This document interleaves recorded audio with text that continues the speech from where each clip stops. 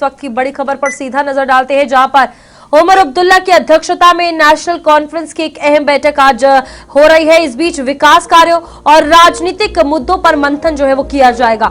कांग्रेस को बैठक से बाहर रखने पर सियासत तेज हो गई है, जहां भारतीय जनता पार्टी ने बैठक को फ्लोर टेस्ट से जोड़ा है। तो आज ये अहम मीटिंग जो है वो हो रही है, जिस बीच आपको बता दें कि फिलहाल इस मीटिंग को लेकर सबसे बड़ी बात ये देखने को मिल रही है कि उमर अब्दुल्ला ने साफ तौर पर, जो कि मुख्यमंत्री है जम्मू कश्मीर के, उन्होंने कहा था कि आज से कुछ दिन बाद एक बड़ी स्टेटमेंट वो देते हुए नजर आएंगे पब्लिकली। अब सब लोग यही अटकलें लगा रहे थे कि हो सकता है कि ये स्टेटमेंट जो है वो आज की इस मीटिंग के बाद दिया जाए, जहां पर कई बड़े मुद्दों को लेकर चर्चा जो है वो की जाएगी।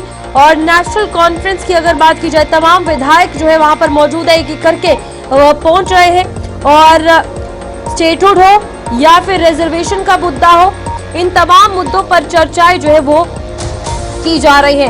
आज की अगर बात की जाए, यहाँ पर नेशनल कॉन्फ्रेंस के तमाम नेता और साथ ही साथ जो निर्दलीय विधायक हैं, उनकी ये एक महत्वपूर्ण बैठक बुलाई गई है।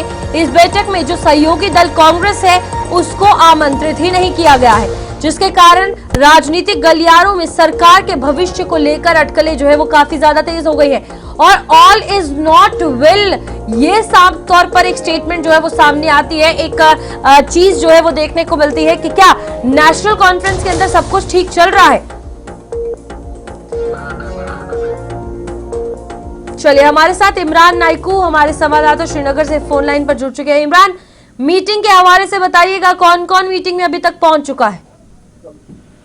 बिल्कुल, यहाँ दाचिगाम नेशनल पार्क श्रीनगर में वज़ीर आला उमर अब्दुल्ला की सदारत में मीटिंग का आगाज हो चुका है। और इस मीटिंग में नेशनल कॉन्फ्रेंस के सभी लेजिस्लेटर्स, इसके अलावा जो नेशनल कॉन्फ्रेंस के एमपीज हैं, अगरुल्लाह के बगैर वो सभी इस मीटिंग में मौजूद हैं। और मोहम्मद यूसुफ तारिगामी, जो कि सीपीआईएम के लीडर हैं और एमएलए कुलगाम भी है, उन्हें इनवाइट किया गया था और वो भी पहुंचे हैं। और इसके अलावा जो 5 इंडिपेंडेंट एमएलएज हैं जिनका सपोर्ट नेशनल कॉन्फ्रेंस को है, तो उन्हें भी इनवाइट किया गया था और वो भी पहुंच चुके हैं। और ओवरऑल जितने लोगों को इनविटेशन मौसूल हुआ है वो सब इस मीटिंग में पहुंच चुके हैं और मीटिंग जो है वो शुरू हो चुकी है। और जहां तक इस मीटिंग का ताल्लुक है, पूरे कश्मीर की, क्या दिल्ली से लेके कश्मीर तक इस मीटिंग पर आज नजरें हैं और देखना ये होगा कि क्या कुछ सामने निकल के आता है। लेकिन जहां तक हम इस मीटिंग को एनालिसिस करते हैं, इसमें न सिर्फ उमर अब्दुल्ला की गवर्नमेंट की गवर्नेंस को लेके बात होगी, बल्कि जो पार्टी के अंदर जो इंतजामी अमूर है, जो इंटरनल अफेयर है, उस पर भी आज डिस्कशंस है, डिलिब्रेशंस हो रही है। और साथ साथ जो नेशनल कॉन्फ्रेंस ने मैनिफेस्टो दिया था, और उस मैनिफेस्टो को लेके जो अभी तक गवर्नमेंट की 1.5 साल की परफॉर्मेंस रही है, जो लोगों का अभी तक फीडबैक है, या एमएलए जो लोगों के साथ जाते हैं तो वो किस तरह से उनको वहां फेस करना पड़ रहा है, तो एमएलए से भी फीडबैक आज वजीर आला ले रहे हैं। लेकिन और इसके अलावा जी, इस बीच ये भी कहा जा रहा है कि नेशनल कॉन्फ्रेंस सरकार की, पार्टी की अगर बात की जाए, इसके बीच कुछ भी ठीक नहीं है। नेता नाराज है, कई मुद्दों को लेकर आपसी नाराजगी है। तो इस बीच क्या कुछ लगता है, इस बैठक में उस पर भी चर्चा होगी और क्या सिचुएशन रहेगी नेशनल कॉन्फ्रेंस की इन फ्यूचर? देखिए, जहां तक पार्टी के इंटरनल मामलात का ताल्लुक है, खुल के तो कोई नाराज नहीं है। देखिए, रिसेंटली आपने देखा होगा कि कुछ जो पीर पंचाल या चिनाब वैली से जो, या जम्मू रीजन से कुछ एमएलए हैं, उन्होंने कुछ नाराजगी जताई है। और उन्होंने ये नाराजगी जताई है कि उनके इलाके में जो डेवलपमेंटल काम है वो उस तरह से नहीं हो रही है, जिसकी शिकायत उनकी कुछ कैबिनेट मिनिस्टर्स को लेके है। और इसके अलावा जो बार बार गवर्नमेंट को तनकीद की जा रही है कि जिन मुद्दों को लेके, जिन इश्यूज को लेके वोट हासिल किया था नेशनल कॉन्फ्रेंस ने, उस पर नेशनल कॉन्फ्रेंस मुकर गई है। तो ये सारी ऐसी चीजें हैं जो आज की मीटिंग का हिस्सा है। और साथ साथ आपको याद होगा कि ईद से कबल वज़ीर आला ने ये भी कहा था कि वो बादल की तरह फटना चाहते हैं और ईद के बाद वो खुल के बात करेंगे। तो आज हम क्या माने कि ये बादल की तरह अगर मुख्यमंत्री उमर अब्दुल्ला फटते हैं तो स्टेटमेंट या फिर बड़ा बयान किसको लेकर आ सकता है, या फिर बड़ा कोई फैसला? उम्मीद यही की जा रही है कि जो मीटिंग है इसमें कुछ कंक्रीट सामने आए और वज़ीर आला की तरफ से कोई बड़ा फैसला हो। कि आप ये भी जानते हैं कि अभी तक कैबिनेट एक्सपेंशन नहीं हुआ है, तो इंटरनली उसको लेके भी पार्टी के अंदर मामला ठीक नहीं है कि 2-3 मिनिस्टर्स को बनाना है। पर आप उसमें भी एक लॉबिज्म पार्टी के अंदर है कि कुछ सीनियर जो पार्टी के लीडर्स जो लेजिस्लेटर्स है वो अपनी तरीके से कोशिश कर रहे हैं, नए फेसेस अपने तरीके से कर रहे हैं। और इसमें जो लॉबिज्म का मामला है कैबिनेट को लेके, वो भी एक पार्टी में कहीं ना कहीं सरदर्द है, तो जो शायद आज इस मीटिंग का पॉइंट ऑफ अच्छा डिस्कशन। इमरान, यहाँ पर एक और बड़ी बात है, इस मीटिंग में कांग्रेस जो कि सहयोगी दल है उससे किसी को भी नहीं बुलाया गया है। क्या कुछ वजह है? फिर यहाँ पर मुख्यमंत्री जन कल्याण की बातें करेंगे, सहयोगी दल को क्यों नहीं बुलाया गया उस पर बातचीत करेंगे, या फिर आपसी कलह जो पार्टी में चल रही है उस पर बातचीत करेंगे? देखिए, जहां तक कांग्रेस को इनवाइट न करने का ताल्लुक है, जैसे हमने कहा कि तो अगर आप तालुका वज़ीर-ए-आला का इंटरव्यू एक प्राइवेट चैनल को देखेंगे तो उसमें भी इनसे ये सवाल किया गया था, जिसका उन्होंने कहा कि कांग्रेस को कैबिनेट के को लेके भी हमेशा कहा गया है या कि हमेशा उनके लिए दरवाजे खुले हैं।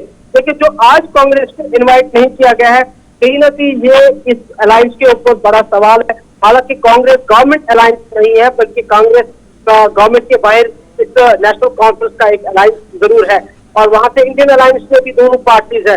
तो आज कांग्रेस का ना शामिल होना ये भी एक बहुत बड़ा सवाल है, जिसका हुकूमत को या नेशनल कॉन्फ्रेंस की आज की लीडरशिप को इस मीटिंग के बाद जरूर जवाब देना। अच्छा, इस पे आगा सईद रहुल्ला मेहदी की अगर बात की जाए, रिजर्वेशन को लेकर बार बार नाराजगी जो है वो जताते हुए उमर अब्दुल्ला से नजर आए हैं, वो भी मीटिंग में शामिल नहीं है। यहाँ पर कहा जा रहा है स्टेटहुड हो, रिजर्वेशन हो, इन तमाम चीजों पर चर्चाएं की जाएंगी। तो जो सवाल अपने ही नेताओं ने अपनी ही सरकार पर उठाए, सरकार के लोगों पर उठाए, मुख्यमंत्री पर उठाए, उससे कैसे बचते हुए नजर आएंगे अगर मीटिंग में बुलाया ही नहीं गया?